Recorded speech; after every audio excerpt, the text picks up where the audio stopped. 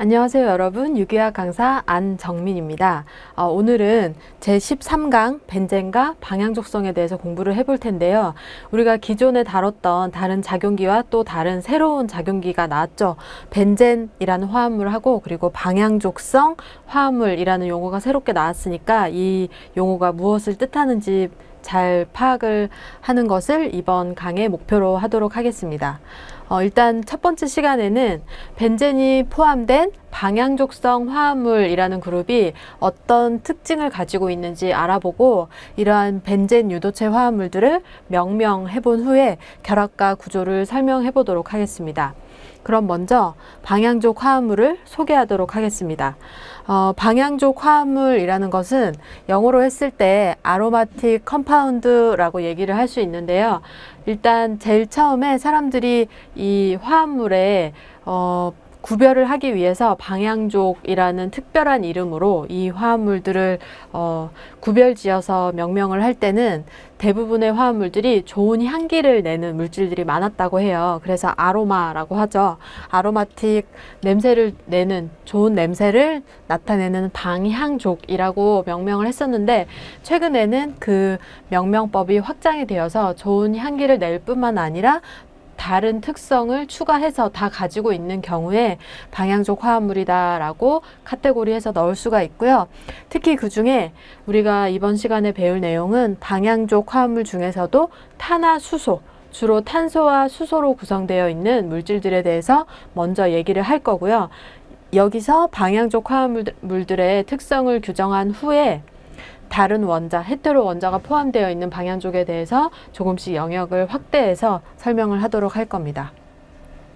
먼저 방향족 탄화수소 물질들은 주로 아래쪽에 있는 그림과 같이 고리 형태로 형성이 되어 있고요. 그리고 이중결합과 단일결합이 번갈아 가면서 존재하는 그런 특징을 가지고 있습니다. 그래서 여기 보시면 고리 형태의 컨주게이션 되어 있는 형태를 가지고 있고 주로 육각형 고리 구조를 가지고 있으니까 트라이엔, 이중결합이 3개 있는 탄화수소다라고 얘기를 할 수 있겠죠. 그래서 가장 대표적인 화합물이 벤젠이라고 들 수가 있습니다. 벤젠 화합물은 사이클로헥세인 육각형 고리 내부에 이중결합이 3개 있는 화합물이고 이중결합이 3개 있다 보니까 단일결합, 이중결합, 단일결합, 이중결합이 번갈아 가면서 존재하고 있죠. 그래서 고리 내부에 컨주게이션이 완벽하게 이루어져 있는 구조다.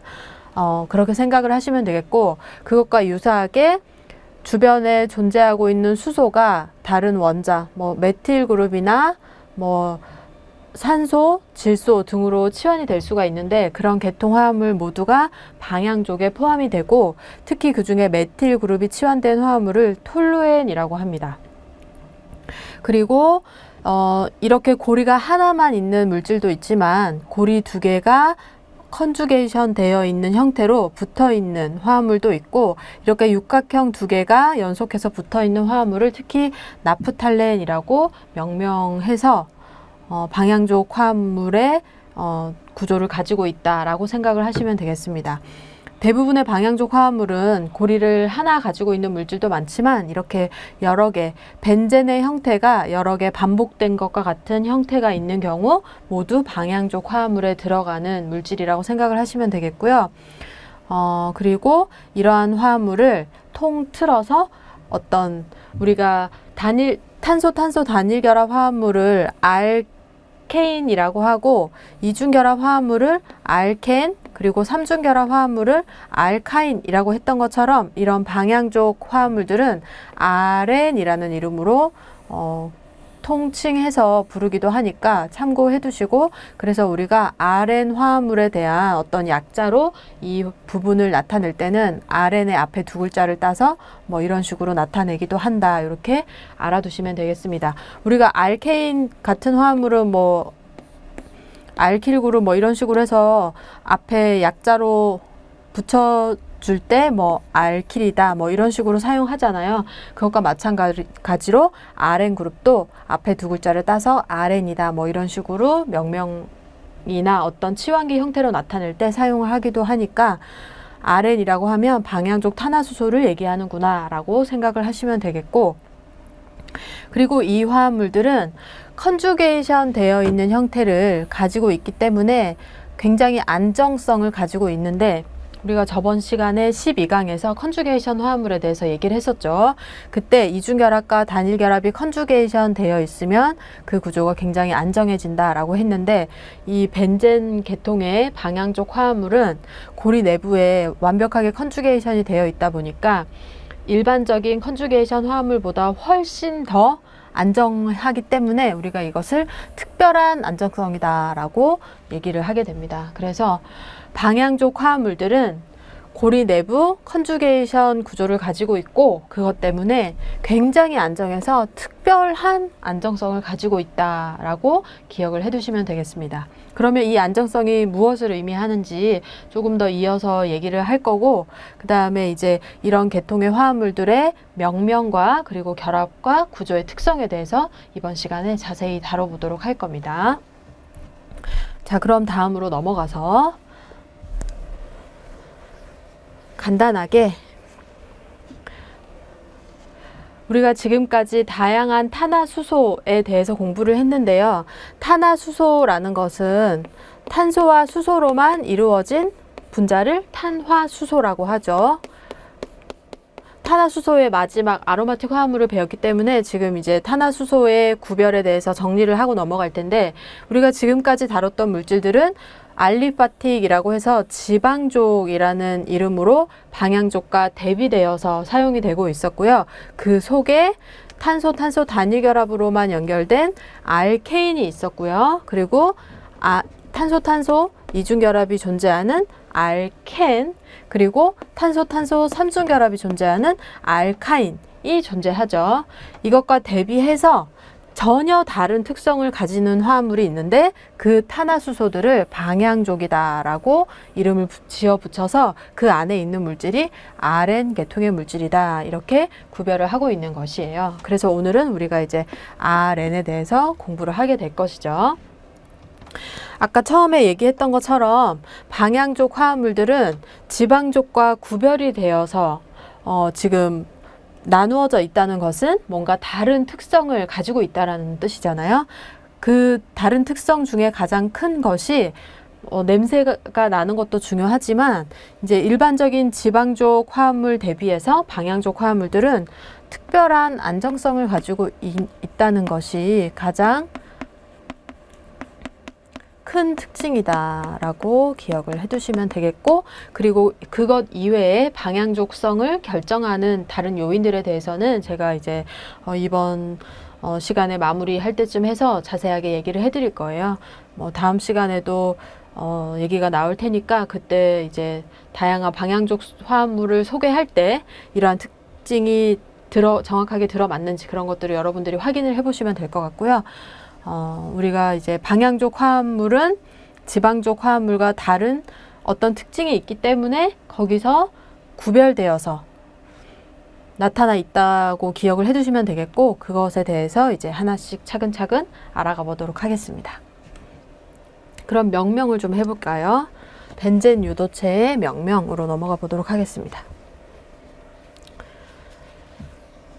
자, 일단 벤젠이라고 하는 화합물부터 한번 명명을 해보고 넘어갔으면 하는데, 사이클로헥세인 고리 내부에 이중결합이 단일결합과 번갈아 가면서 존재하는 이런 물질을 벤젠이라고 합니다.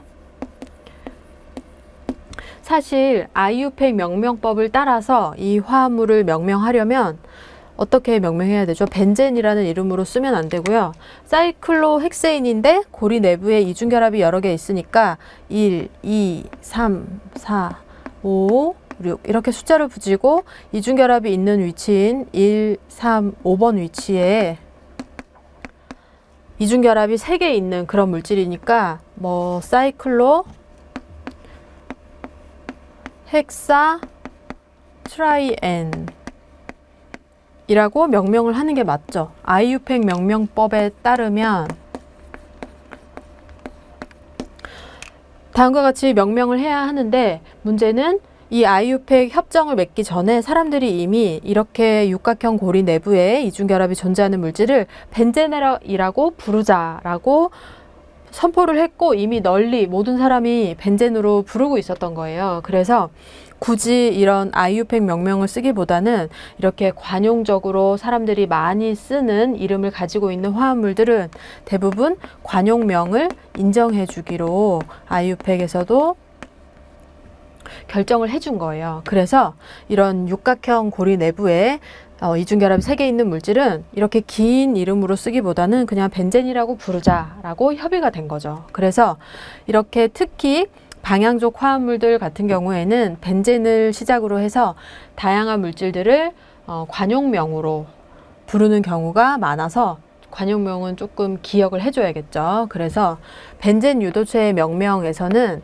관용명을 확인하고 암기하는 거가 좀 중요하겠다라고 기억을 해두시면 좋겠고, 그리고 관용명을 쓰지 못하는 경우에는 일반적인 아이유팩 명명법을 하는 방법에 따라서 관용명과 함께 적절히 사용을 해줘야 되기 때문에 그 방법이 어떤 식으로 적용될 수 있는지 잘 알아두는 방향으로 공부를 하시면 되겠습니다.